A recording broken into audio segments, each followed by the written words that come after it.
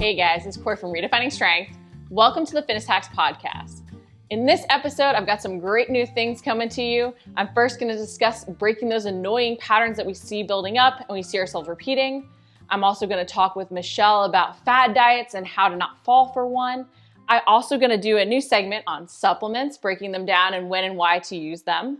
I'm also going to share a recipe, a delicious one that's great for breakfast. I'll provide you with some prehab tips, and then in the end, I'm going to talk about maximizing movements and this very important fundamental movement pattern and how to get more out of it.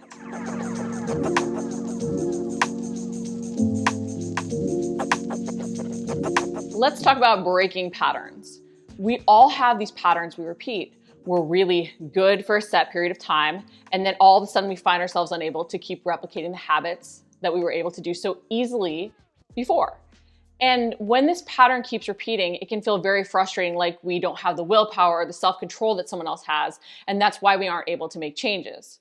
But by recognizing that we have specific patterns repeating, we do 6 days a week of training for 3 weeks, and then we end up with an injury, or we get really gung-ho and we're running every single day, and then all of a sudden we just can't maintain that lifestyle and something comes up. When we start to see the patterns that are repeating, we can break them. So it's great to recognize them. It can be frustrating because you're like, how do I get over this? But the first step really is breaking those patterns by recognizing them. And I want to dive into how you can change the patterns you see repeating. Because if we don't own them, if we don't recognize them, if we don't break them down, we're going to keep repeating them over and over and over again. So in terms of the steps to stop the I'm good all week, weekend eating pattern, in terms of breaking the I train really hard for a few weeks and then get injured or I fall off, here are some steps to help you bust through that stick point or that pattern. One, own it, okay? When you recognize it's occurring, you then have the power to change it. If we don't realize something's happening, we can't avoid it, right? If you don't realize why all of a sudden you're sort of falling off and you don't realize it's happening at the exact same time, you're not able to change that pattern. So the first step is assessing maybe why you feel like you're not getting the results you want and are there patterns repeating, and then take ownership of those patterns. Realize they are within your control to change. Doesn't make it easy, doesn't make it simple, but realize they're within your control to change. Then assess what is going on that makes this pattern repeat. Is it that you feel overwhelmed? Is it that something comes up and you're working off an ideal and it's not actually realistic on your lifestyle, for your lifestyle? Is it that you don't enjoy it? What is going on that makes this pattern constantly repeat? Think about the emotions of going through it. What feelings lead you to even seek instant gratification if you are finding that you're falling off because stress gets the better of you and you go eat something that you weren't planning to have eaten. But assess what is behind it, the emotions, the feelings, the situations. Then number 3 is prepare for it. Okay, so let's just say you realize after 2 weeks, you always seem to fall off tracking. Preemptively, okay, before you even have any struggles, say on the 3rd week or the start of the 3rd week, I'm going to a minimum. I'm not going to track a specific macro breakdown. I'm just going to log what I'm doing and I'm going to track my protein. Or knowing that 3 weeks in, you generally get injured, why not do 2 weeks of building a little bit slower than usual, and then on that 3rd week, automatically go to a prehab or recovery week, right? We can plan in specific things preemptively to help ourselves bust through those stick points, because that keeps you moving into week 4, into week 5, into week 6. Sure, it might not be your ideal, but perfect often holds us back when just good enough or enough moves us forward. So we want to think about what will keep us consistent and sometimes automatically pull ourselves back, because then it also doesn't feel like we're failing. We have to remember that a lot of times we feel like we're failing because we're not doing some ideal that's really not realistic. Versus if we give ourselves a little bit less, we can do more with that less and feel really perfect at it. So once you've assessed, what the pattern is, once you've taken ownership of it, prepare for it. Preemptively design things to help yourself bust through it and keep doing the minimum to move forward. And then number 4 is suck it up, okay? I'm not going to lie to you and tell you that breaking patterns is easy, because it's not. Some of them are incredibly difficult because they require sacrifices we have to be willing to make. And if we're not willing to make them, we're going to keep repeating that pattern. It's why doing the minimum can be so key to help us bust through them, because sometimes the pain of making a change isn't outweighing the pain of staying stuck. And if that happens, we're not going to keep embracing the changes. So sometimes breaking down the changes can make the pain of staying stuck outweigh the pain of change and help you move forward. So recognize it's going to be hard, it's going to require sacrifices, and then realize, are these sacrifices worth it to get the upside I want? Are these downsides worth the upside? But also, if they're not, how could I break it down so that I can still break through the stick point and then build momentum from there to make more sacrifices worth it? And I do say sacrifices not to be negative, but because I think it's okay to recognize that there are things we don't want to do to get the result that ultimately really matters to us, right? Like, there's certain things in life we don't like doing. I don't like waking up alarm, but I do it because I know it allows me to create the day that I actually want to create, right? We have to consider, is this downside worth it to get to do more of what we love, to get to feel the way we want, to take care of our body, to be functionally strong until our final day on this planet? So if you're finding yourself repeating a pattern, maybe it's into the new year and you're feeling like, I'm about to give up on these habits. What do? I'm going to repeat the same New Year's pattern. First, take ownership of it. Recognize the pattern that's repeating, then assess why it's happening. All the emotions, feelings, situations that are leading up to you hitting the stick point and wanting to turn around.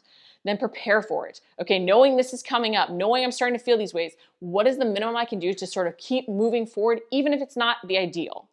And then just suck it up. And I think sometimes recognizing, hey, I just gotta grit it out, and then it'll feel easier after I've gritted it out, that you'll be better off, okay? So those are 4 steps to help you break the pattern and see the results that you want this year.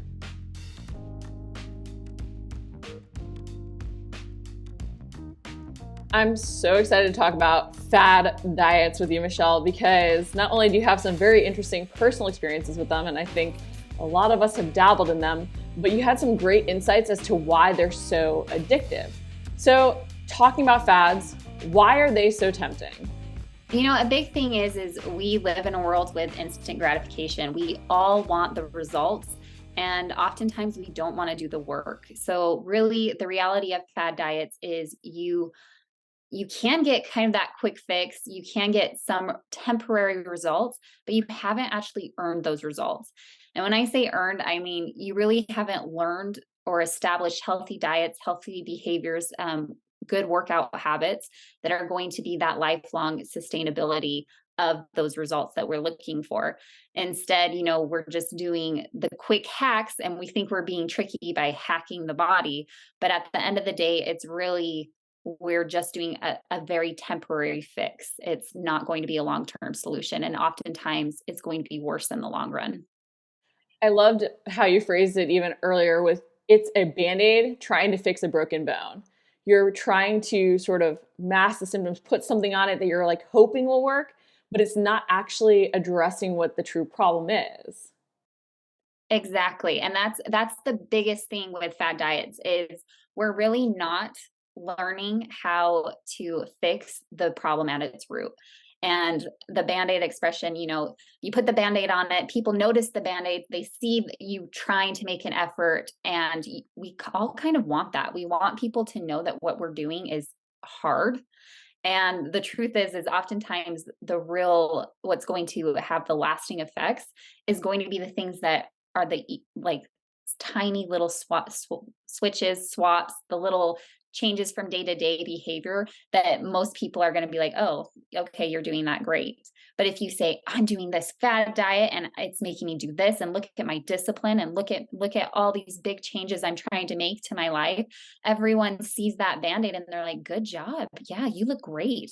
And I think that right there is also kind of the scary thing is how people perceive it.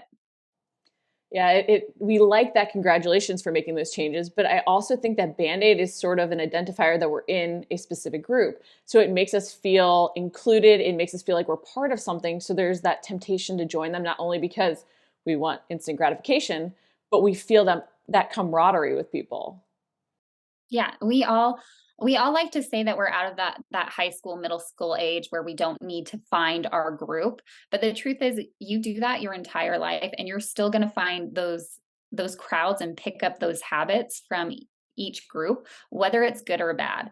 So again, like you said, that camaraderie that we're searching for, we're all searching for that still. We're all still wanting to fit in with someone.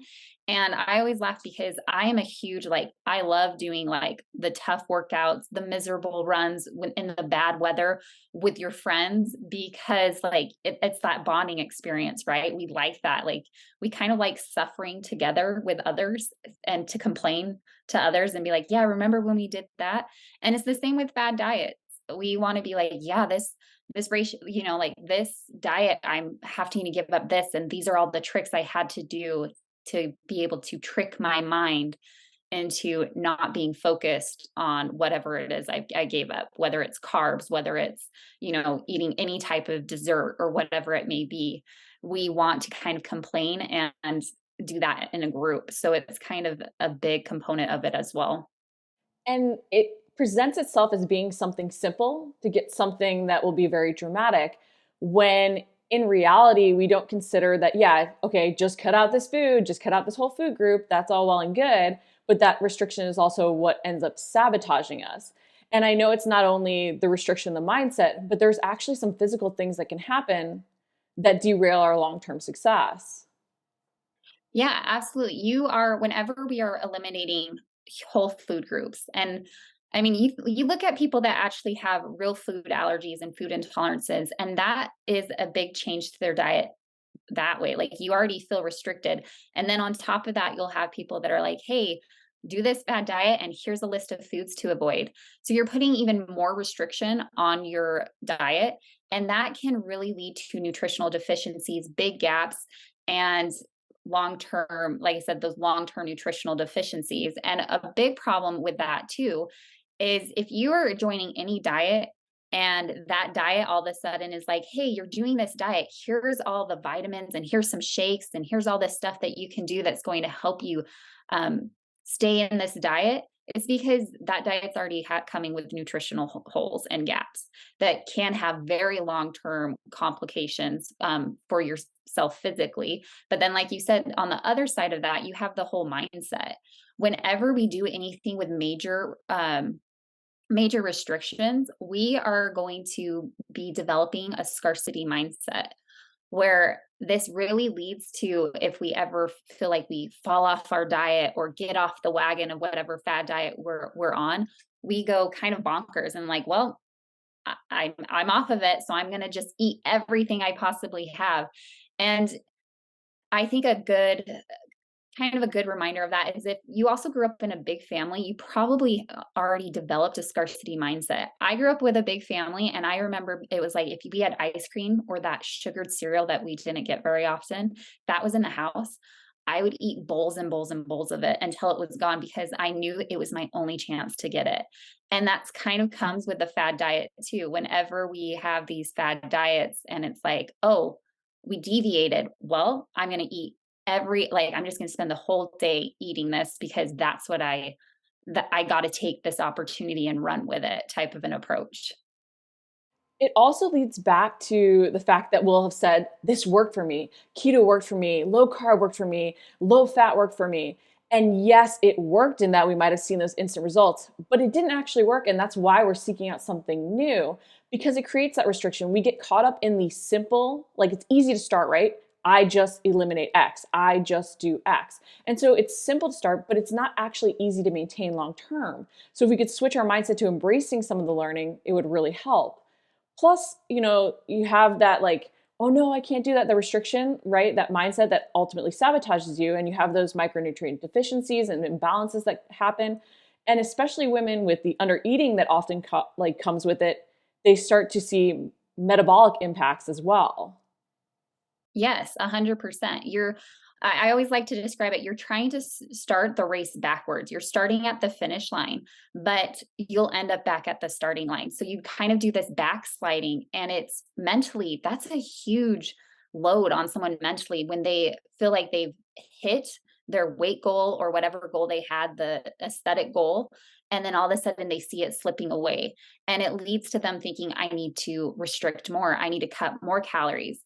And that, like you mentioned, that's going to have drastic effects on your metabolic adaptations, but also your mental space is going to be a huge disaster as well. And we know that the mental game is just as important, if not more important, than actually doing following through the daily steps of healthy eating and working out.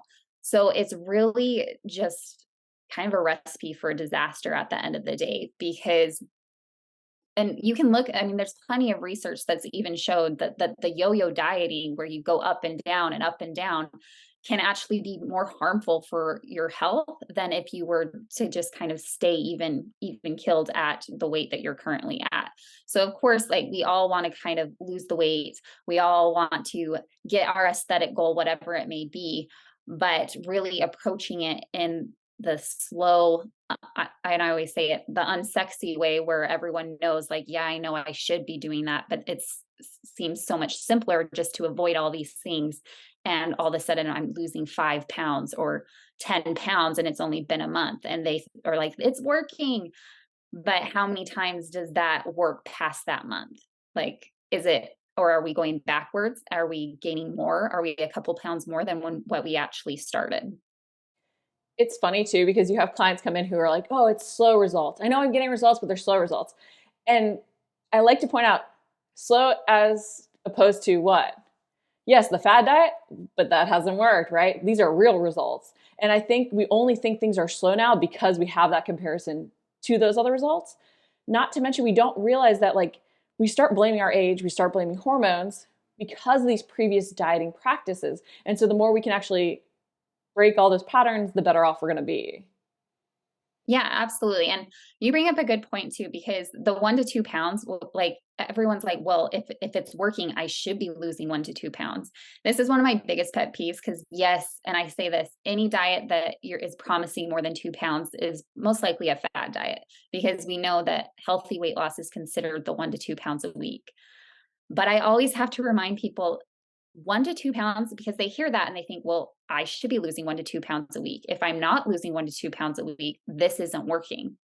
No, 1 to 2 pounds a week is in an optimal condition. That means you're most likely coming in, 50 pounds or more weight to lose, and your diet was not ideal. So there was a lot of, like, simple changes that made big results. If you're someone that has, 20 pounds, 10 pounds, 15 pounds, and your diet is fairly good, but so there's very little to tweak, it's going to be slower than the 1 to 2 pounds results. But as long as you just are kind of, like I said, it's boring. It's not always the sexy way to do it. People aren't going to be praising you for making sure you're eating your high protein and eating your vegetables. And you're not going to get, like, the big shout outs of, or even, I think there is something where people like to kind of brag at parties, where, like, oh, I can't eat that because I'm following XYZ, or that doesn't follow my diet right now. We kind of like that attention. I mean, there is a lot of us do. We like the attention that we're different. And the big thing is that boring side isn't going to get that attention from people. That boring side, people most likely aren't going to recognize any change with you in a month. You may recognize it in a month, the changes that occur, but it may take people 2 months to actually see the outside appearance before they start being like, hey, what are you doing? What's working for you? And that's the thing with the fad diets, is usually with a fad diet, you're over in a month. Where with the slow approach that's going to give you that lasting results, you're really just getting started, where people are seeing the change typically around that 2 month mark. Yeah, the time where you want to give up, you have to keep going.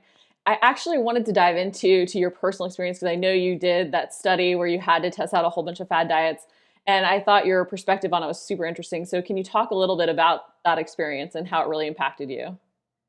Yeah, so it was kind of funny how it came about, but I talk about fad diets a lot, and I kind of got challenged one time by someone that I was actually working with, because we were discussing this in the office, and they're like, "Wait, but how can you say how it really doesn't work if you've never done it? Like, you can't truly speak to it if you haven't experienced it yourself." And I'm all up for a challenge. And, sometimes I like to be a little argumentative in these areas. So I was like, okay, well, I'll do them and I'll prove it to you. So we put together a group and we looked at it, not just like, okay, how much weight did I lose? What did this occur? But we took it as far as, like, how did I feel emotionally? What did it do with my relationship with food?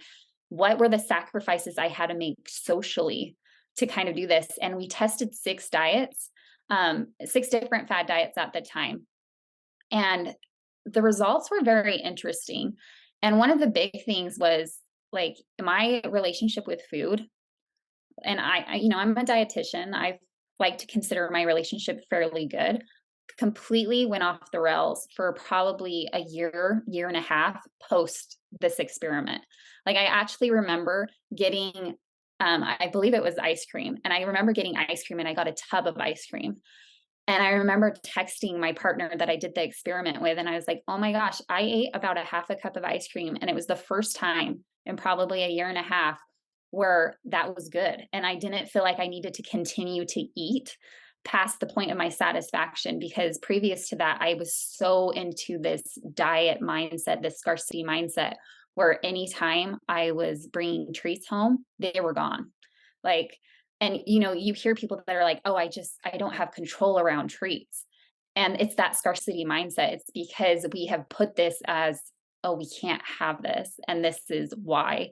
And then it's hard to break. And like for me, who knew it, I was in it, I we took tests, we took eating disorder questionnaires all the time. And like when we were in the fad diet, our scores would get higher for the eating disorders when we were in those fad diets.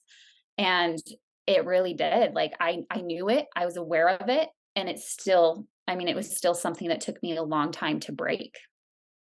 It's so crazy too. We don't really recognize that mindset. Like even with like tracking macros, I'll see people really restrict during the week. And the reason we try and create that smaller deficit is not only because it yields better results in terms of fat loss over losing muscle, but also because the more you restrict during the week, the more your body is telling you, hey, this isn't normal. You're mentally feeling drained from all the restriction because self-control just isn't infinite. So then on the weekends, when you feel out of control, you have to take a look at how you're restricting at these other times. Yes, it might be working. Yes, in theory, you're trying to create that deficit so you can have potentially a little bit more because maybe you are going out or doing other fun lifestyle things. But there also has to be that recognition of long-term balance, even though it doesn't yield the quick results. And that was something too that I was going to bring up, because like I mentioned, like we like the attention when we go to these social outings, that it's like, yeah, I can't eat that, because we like to be like, I'm better, like I can't have that because I'm better, and I really care about my body. But on the flip side, so while we may like to share that with everyone, and why I'm always like, don't be that person at the party that's like, oh no, I can't eat that. But on the flip side of that, you internally are being like, well, this sucks, I can't eat that. Even though you're like, hey guys, look at me, I'm a healthy eater. Inside, you are constantly bombarded with food. And it's so much of a social, like, I mean, in society, we use it a lot in social gatherings. And it is a very learned behavior to kind of have gatherings that are around food. And doing that, like, I mean, I was doing this for a long period of time, and that meant I was on it during birthdays, I was on it during holidays. I mean, there's nothing worse than trying to follow a diet and not being able to eat your grandma's, famous, I love my grandma's ginger snap cookies, and I couldn't even eat that during the holidays because it wasn't diet approved. And by all means, I was going to see this thing through. So I was like, no, I'm sticking to this stupid diet. And like, I was so grumpy. That was something that was really big, is I had zero patience with, I don't know how my marriage lasted during this time, because I was the grumpiest person. I was very short tempered at work and took things very personal. So like my attitude around things just completely changed. And it just was because food was so much a big part of what I was thinking about constantly. And I constantly was feeling deprived. And so I was just not a happy person. So sometimes if you have a very grumpy coworker, they just may need to eat. Well, if you ever get grumpy, I will note that from now on. In terms of discussing fad diets and recognizing fad diets, because I think that term does get thrown around a lot when people also don't want to respect a diet. If someone is worried, hey, will this diet be right for me, or am I falling for another fad? What would you sort of recommend they do in terms of an assessment of the diet before starting it? Yeah, first and foremost is, really, does the diet list any good foods or bad foods? Is there a huge list that you are restricting? And if so, you're most likely it's going to be a fad diet, because there are no foods that are good or bad. I mean, I've said this before, it usually comes down to portion sizes. Foods don't have a moral compass. So really, any list, we want to avoid any diets that's giving you a huge list unless it's like a medical reason as to why to avoid something that you have a prior medical reason. And does it promise that quick weight loss? Like I said, anything over those 2 pounds a week, it's going to be a fad diet because to get that result means you are taking extreme measures to get there. So you are going to be restricting something in your life, or you're going to be doing something to the point that it's not healthy. So if it's an extreme exercise or an extreme cut of particular calories or food, that's going to come with that. And really, those diets can't be maintained without health conflicts. And is it going to be something that you can actually see yourself continuing on for life? If you have an end date in mind where it's like, oh, well, I only have to do this for 30 days, or I only have to do this for 75 days, and then like I'm done. Anything that presents its way to you like that is going to be a fad, because for you to maintain results, you have to continue that. And if you didn't learn how to maintain, you are completely going to go backwards. You're going to be right back at that starting line, if not higher, because, again, with that scarcity mindset, you probably have picked up some poor food relationships that you're actually eating worse than you were before you joined. So, and these fad diets can have those major metabolic adaptations that come with it. So really paying attention to those things. Can you continue it? Do you see yourself continuing this for a year? Look at things in the long term. Can you continue it for a year? Can you continue this for 5 years? Can you make sure that this is going to be something that you are going to be able to still do around the holidays without feeling like you are being left out? And that's kind of the big thing to look at when you are doing these fad diets.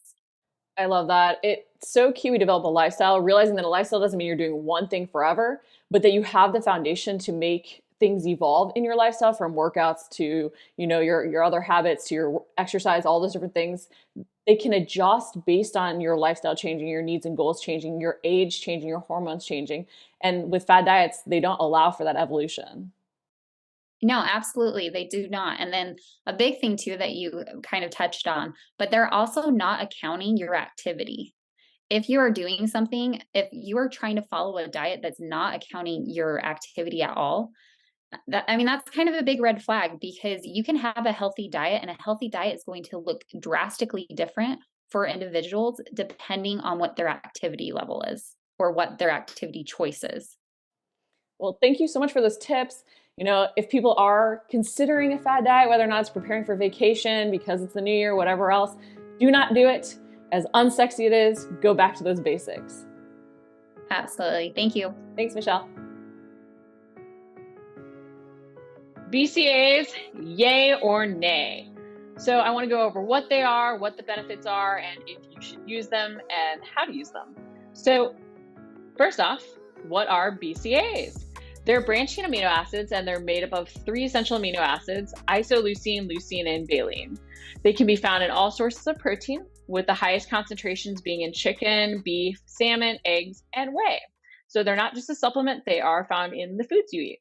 All these sources, though, the BCAAs are peptide bound to other amino acids. So in order for the BCAA levels in your body to rise, they must first be liberated through digestion and then absorption into the bloodstream. So even with something as fast digesting as whey, it can take hours for the amino acids to be broken down and absorbed. That's why supplements can sometimes be key. The BCAAs in a BCAA supplement are freeform, and they require no digestion. That means they can bypass the liver and gut tissue and go straight for the bloodstream.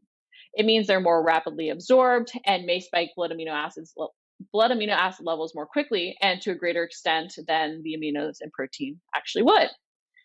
So that being said, what are the benefits? In terms of the benefits, there are usually 2 main reasons people ask me about BCAAs, which are gaining muscle and improving recovery, both of which they're touted to do, and they can do.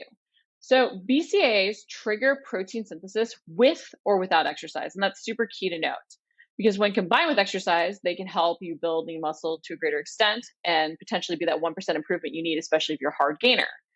They can also help you still build and retain lean muscle when you aren't training as intensely. So if you're out with injury, while we often think about using a supplement when we're training hard to get those increases, they may be just as important, if not more so, when you're out with injury to help make sure that you're retaining that lean muscle mass. Not only can this help you come back stronger, but it can also keep your metabolic rate higher because you won't have lost lean muscle mass while not training the way you want. So if you are out, don't just think, hey, I have to decrease my calories and I have to start cutting back on things. Also think about what you can add in, and BCAAs might be one of those things that you do add in to minimize muscle loss. So not only are they good to help minimize muscle loss, help build and retain lean muscle, but through doing this, they can help increase your metabolic rate so that you can avoid gaining fat, especially if you aren't training the way you'd like. If you are using intermittent fasting, this is another time to potentially consider BCAAs, and it goes back to, again, those muscle gains. By using a BCAA, you can prevent muscle catabolism when you are fasting, and then because they can actually help you have extra energy, that can help you get more out of your workout routines to build the muscle tissue as well.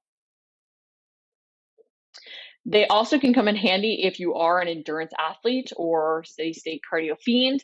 They can help prevent muscle catabolism during those steady state activities, and that can help you keep on that lean muscle that you might have even worked really hard to build in the off season. BCAAs might also be important if you are getting older, and again, it goes back to the muscle gains. As we get older, we become less able to utilize protein as efficiently. So by supplementing with a BCAA supplement that can activate protein synthesis, we can help ourselves improve those muscle gains as we get older, and it can become more difficult.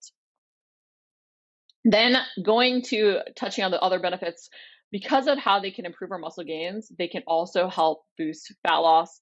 They can keep our metabolic rate higher. But partly due to the fact that BCAAs can help us build and retain lean muscle, but also to the fact that isoleucine and leucine help improve glucose tolerance and increase energy expenditure and fat oxidation, they could help with that fat burning and fat loss as well. They might even be more beneficial or extra beneficial when you're going through menopause. We can tend to gain unwanted fat, especially around our midsection. And this can help make sure that we're doing everything possible to not only gain lean muscle, which can keep our metabolic rate higher, but again, improve our glucose tolerance and increase our energy expenditure and fat oxidation to not gain that unwanted fat during menopause when our hormone levels are changing. So going off of that, some more benefits that I wanted to touch on. As I mentioned, the muscle gains, the fat loss, the improved metabolic rate, but also the recovery. Often people come to me saying, hey, I've heard about BCAAs for recovery. They can aid in recovery, and they can not only help you feel better for your next training session, but they can help you actually get in a better training session by decreasing fatigue. So this is honestly probably one of the biggest benefits of them as a supplement, and not just getting BCAAs from your other protein sources. But through the supplement, you can actually get it more quickly, which can help with that fatigue during your training session because BCAAs can be burned as energy. They can help maintain ATP energy levels during glycogen depleting exercise. So like BCAAs can also enhance the body's ability to burn fat. They can then increase your energy pool that way as well. BCAAs can also help prevent central nervous system fatigue by inhibiting the uptake of tryptophan into the brain. And tryptophan is used to make serotonin in the brain, increasing tiredness and fatigue. So basically, like what BCAAs do is prevent our brain from telling us, you're done, which is most often why our performance suffers. Let's face it, like if your brain is telling you you're tired, you're done, you're going to slow down and feel more tired. BCAAs can also help reduce muscle soreness, both after a strength or a cardio endurance workout. And note here, I said reduce, not prevent. You're still going to be tired and sore. But again, we always want to think about how can we make those improvements in our recovery so we can do more quality, really hit the volume that we want, be able to push harder each and every session to get better results more quickly. Now, are BCAAs worth the cost? Because obviously adding in a supplement, we're adding in another expense. So downsides, upsides, weighing everything. One, you can easily get plenty of the amino acids you need from whole natural foods, and often without the sweeteners or flavoring added to make BCAAs taste better. Although you can get unflavored options, I can tell you from experience, I prefer the flavors that I've actually made personally because they taste really good, and they cause me to also drink a little bit more water. However, studies have shown that consuming BCAAs when you have gotten sufficient protein, so eaten enough, can actually yield a greater benefit than if you're using BCAAs when you haven't gotten enough protein in general. Not to mention, if you're trying to lose weight, you're in a calorie deficit. So creating that anabolic environment is tougher. You're not really getting enough, so to speak, of anything. But at the same time, with proper nutrition and sleep, you can also usually help your body recover properly without added supplementation. And you don't want to be dependent on a supplement. You do want to make sure that you are doing everything you can from a whole natural food standpoint. So it's always considering, how much am I doing? How much is this going to make the 1% improvement? How much do I already have the fundamentals dialed in before I'm adding on these things that could make a little difference because everything else is dialed in? Another thing to consider is B vitamins can become depleted, especially if you're megadosing BCAAs, as they're critical for amino acid metabolism. So this can cause serious issues since B vitamins are essential for everything from energy metabolism, preventing cravings, to managing anxiety and cognition. The caveat to this, and the reason I bring this up is because people will mention this, but it's due to mega dosing. So unless you're taking a ton of scoops, which is usually like 5 or 6 in a day, because you're doing this strategically for potentially preventing fatigue with an endurance sport, you're really not going to encounter this anyway. So using like 1 scoop, which is the recommended serving during your workout, will avoid that situation anyway. If you are, though, deciding, hey, I might take BCAAs and do the mega dosing in preparation for an event, just make sure to get plenty of vitamin B rich foods such as spinach, broccoli, beets, bell peppers, oranges, or even take another supplement there, just knowing that you're doing this strategically. BCAAs can also prevent serotonin from being created, which can help during your workout to prevent your brain from telling your body it is fatigued. So it can be the good thing of helping you push through a training session and push harder. However, we do want to note that low serotonin levels can lead to depression, poor moods, and even affect your sleep. This is important to note if your diet is already high in protein and low in carbs and you're considering megadosing prior to an event. So if you are going really low carb and you're pushing that deficit already, or training really hard and megadosing for an event, you might want to consider not doing that megadosing, or even not adding in a BCAA supplement to your mix. Or again, if you're doing it, just add in normal amounts so that you don't encounter that problem. It can also be avoided by simply timing more carbs before bed. But again, I just want to throw out all the different things that can be considered when you are thinking about adding a supplement in. So overall, I would tell you, unless you're really doing it strategically, just avoid megadosing, and you can see a lot of benefits from BCAAs.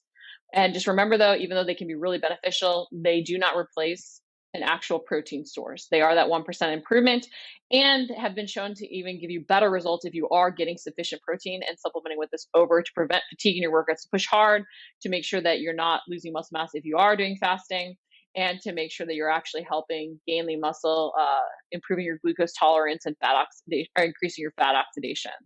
So extra important potentially as we get older and go through menopause. Now, how do you use BCAAs? This is the final thing I sort of want to touch on. If you plan to supplement with BCAAs, you probably want to consume them right prior to or during your training. A 2-1-1 ratio of leucine, isoleucine, and valine is optimal, and you want to consume about 5 to 12 grams to get the benefit without teetering into megadosing, which is usually about 20 grams or starts at 20 grams. I'm going to put a link as well in the show notes. If you are just listening to this, you can check out the blog, or if you're on YouTube, I'll put it in the video description, and link to my BCAAs, because I don't talk about or promote anything that I also don't personally use. I'll tell you all the upsides and downsides just so you can even see if it's right for you, because one size doesn't fit all. But I have some pretty amazing flavors if you are looking to test out BCAAs in your diet and see if they make that difference. Remember, supplements are always supplemental, but here are some tools to allow you to dial in that 1% and see even better results faster. I've got to admit, I love starting my day with a sweet treat, so I want to share a great granola recipe with you. I love to eat this with even Greek yogurt to boost protein, and sometimes to pack an extra protein punch, I'll even mix my yogurt with protein powder before topping with granola. You can do this with even a coconut or non-dairy yogurt and vegan protein powder if you're plant-based. Preheat the oven to 320. Line a baking sheet with baking paper. Blend 1 tablespoon of water with the pitted dates. The amount of water you need will depend on how dry your dates are, so start with 1 tablespoon and add more as required. Add the date paste, tahini, vanilla extract, lemon juice, and lemon zest to a large bowl, and mix until well combined. Add the rolled oats, nuts, seeds, coconut, and cinnamon. Mix well to combine and transfer the granola to a baking sheet. Spread it out into an even layer and press down with a spatula. Bake in the hot oven for 15 minutes. then carefully flip over and continue to bake for a further 10 to 15 minutes until golden brown. Be careful not to burn the granola. The granola will firm up into crunchy pieces as it cools. This is 15 minutes to prep, 30 minutes to cook. The macro breakdown is 238 calories, 13 grams of fat, 25 grams of carbs, and 8 grams of protein. So prehab is super key to include. It's often the part of our workouts that we want to skip. It's that mobility work that we need to include in our warm-up. It's the rehab work that we never can stop doing if we've had a previous injury. You can't stop doing what made you better. But there's so much we can do to actually get more out of these exercises. For me, prehab is that foam rolling, stretching, and activation. It's included every warm-up. It's included in every recovery workout. So when you're doing this, you're using foam rolling to relax overactive muscles, you're using stretching to mobilize joints, and you're using that activation to establish that mind-body connection and really make sure that you're engaging the correct muscles. Because so often we can be mimicking proper movement patterns, but not actually using the correct muscles to do so, and that's what leads to overload and injury. Today, I want to specifically, though, focus on stretching and using it to the best of our ability, because we can't just go through the motions with movements if we want to see results. When you're stretching, you're not only trying to mobilize joints, especially when you're using it prior to your workout. So you're going to do more of dynamic movements. You're not necessarily holding the stretch for as long, because static stretching has been shown to potentially reduce power. So prior to your workout, you're doing the dynamic stretching. When you're doing it, let's just say, like it's a rotation or whatever else, you don't want to think about just, oh, I'm stretching, I'm doing the movement. You want to think about the muscles that are actually driving the stretch. So a basic movement that's so often done incorrectly, and it's super simple, right, is that hip stretch. We see people sort of like throwing their arms up, like going all back, right, arching their backs, instead of actually focusing on that glute to drive the hip extension. But it should really actually be a very small stretch right there, right, where you're using that glute to drive the hip fully extended. In the stretch, you want to think about not only the muscle that's being stretched, but the muscle driving the stretch. Through this, you're using stretching not only as that mobilization of the joint, but you're also relaxing the overactive muscle through activating the underactive one, or the one on the other side of the joint. So if you have tight hips, you're not only stretching your hip flexors, but actually getting the glutes to engage in the way they should to be able to control the full range of motion. So if you're doing the world's greatest stretch, which is a super popular one, love this, it's functional full body, right? You're stepping your foot outside your hand, you're thinking about even on this back leg, right? Engaging that glute to drive this hip into extension. You're focused on your foot's connection to the ground right here to keep the knee in line. You're thinking about driving down. And then as you're opening up, you're even thinking about engaging your back to stretch out your chest. You want to think about all the muscles involved and how they're driving the movement. When you're thinking about even opening up your chest, right, you think, oh, well, I'm rounded forward. I want to make sure that I'm stretching out my chest. But so often we then just take mobility out of our shoulder because we're not actually engaging our back to actually stretch the muscles on our anterior chain or our pecs, right? So you want to think about what the opposing muscle group is in the stretch to consciously engage it to almost stop the range of motion so you're truly stretching. When you go to stretch your chest, don't just put your hand back on a wall and be like, okay. Think about engaging your back to actually open up your chest so you're not just seeking out range of motion from areas that aren't really meant to give you that range of motion. So as you go through your stretching, be intentional, focus on what you truly feel working to get more out of the movement.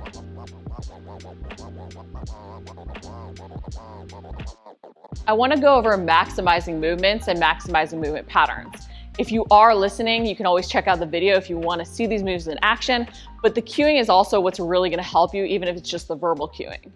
So in talking about being intentional with moves, maximizing movements, it's not enough that we go through the motions, especially the more experienced an exerciser we are, the more we can cheat and compensate. So we can do the movement pattern and make it look good, use the proper form, but not be utilizing the correct muscles. It's why people can start to demonize moves like the deadlift, right? Causing lower back pain. Don't deadlift. You shouldn't deadlift as you get older. It's going to cause low back pain. But this is a fundamental movement pattern. And if we don't learn to control it, if we don't use it, we're going to lose it. And that's what can lead to even further injury and issues as we get older. We need to use the gym as a time to train these movement patterns to move as well as possible. So I really wanted to break down the hip hinge movement a little bit and then give you some ways to modify as well. And I'm going to demo those if you do want to check out the video. So in terms of talking about the hip hinge movement, what you're doing in this movement is you're hinging at the hips. When we do this movement, it can often turn into something where we're shifting our weight forward and we're actually allowing ourselves to go forward in our bow over. And this, you'll feel the weight rocking forward on the balls of your feet. You can end up rounding forward, right? You're ending up overloading your lower back because whatever you go to lift is further away from your actual base of support and the muscles that should be lifting it and carrying the brunt of the load. So when we're hip hinging, we don't want to think about just leaning forward, because when you think about hip flexion, right, you could bend your knee and bring it up towards your chest, which is hinging at the hip or flexing the hip. You can also lean forward. But when we think lean forward as the cue for deadlift, we end up allowing our weight to go forward, the weight we're even holding to potentially shift forward, and that's where we see the lower back overload. So when you think hip hinge, actually think about sitting your butt back to a wall. Whether you have a pole, right, and you can sort of be like, okay, can I rub my butt against it? Okay, I'm gonna push my butt back, and then I'm gonna stand up, right? So that gives you that accurate thing, especially to trust in it the first time when you're getting your distance. Or you use a wall, you wanna think, how can I push my butt back into the wall behind me? When you're doing that, your knees are going to soften. This is not a knee dominant movement like the squat where you're truly trying to flex and extend or bend your knees. You're thinking about pushing that butt back to the wall behind you as you're keeping your knees soft to almost get a better stretch through your hamstring. So you're not stretching again by leaning forward, right? Even when we do a hamstring stretch and we just round forward or lean forward, we're not actually maximally stretching our hamstrings because we're getting a lot of mobility out of other areas or flexibility out of other muscles. So you want to think about pushing that butt back as you hinge over. Your torso only leans forward in response to needing to counterbalance because your butt is going back. So if you even film this for yourself and watch, you want to see more of that butt going back in comparison to something even behind you. So when you add weight, where we start to see the issues come up is that we start to let the weight drift out. So if you notice, I set up with the kettlebell back towards my instep or even towards my heels so that the weight is back. It's close to my body so I can actually sit my butt back. If I were to put this weight out in front of me, right, it's harder to sit my butt back because my weight has to go forward in order to grab the kettlebell. So by having the weight back, right, you can sit your weight back and then you can end up standing up, keeping the weight close to your body. And then you want to lower it down and back because you're pushing your butt back. The exact degree of knee flexion you use with a deadlift can vary based on how much you want to target your hamstrings over your glutes versus working other aspects of your leg, right? You can do sumo even to get your adductors a little bit more and even target your legs more than your back. But you want to think that the knee flexion is really used just to reach the object on the ground. You're not squatting to drop your butt lower. You're pushing your butt back, and in response to pushing your butt back to meet the weight, you're flexing your knees only as much as needed. If you are struggling with training it and you're like, okay, I've started to get it doing that body weight variation, but I struggle the second I add loads, to help you a little bit more, using a band can be a great tool. So you'll actually put the band around your hips and walk out from it being anchored, and you want to sit your butt back. You might find you almost have that athletic stance where your knees are slightly bent, right? And then you're going to squeeze your butt against it to stand up, almost like you're pushing the ground away. When you think about that drive up in the deadlift, you always want to think about pushing the ground away because that creates that tension all the way up to your glutes. We have to remember, if there's not tension at our base, we're not going to see the best muscle activation. But using the band can help you learn to control that movement because you can't just lean forward. You actually have to sit back and you have to be in control and able to be able to come forward with the band pulling you back. So as you're going through the deadlift, if you're having low back aches and pains, if you're finding you're struggling with any movement in general, go back and regress to progress. Be intentional with it and focus on the underlying movement pattern you're trying to train and get the muscles involved that you need. Because guys, if we don't train these movements, if we instead just demonize them and avoid them, we're gonna move so much worse in everyday life. We're gonna see our age, or we're gonna feel like age actually does hold us back when it's not our age, it's our ability to move well, which we can train at any and every age. Well, that's a wrap for this episode of the Fitness Hacks Podcast. I'd love to hear your takeaways, so make sure to share them and make sure to subscribe as well so you get notified of all future episodes.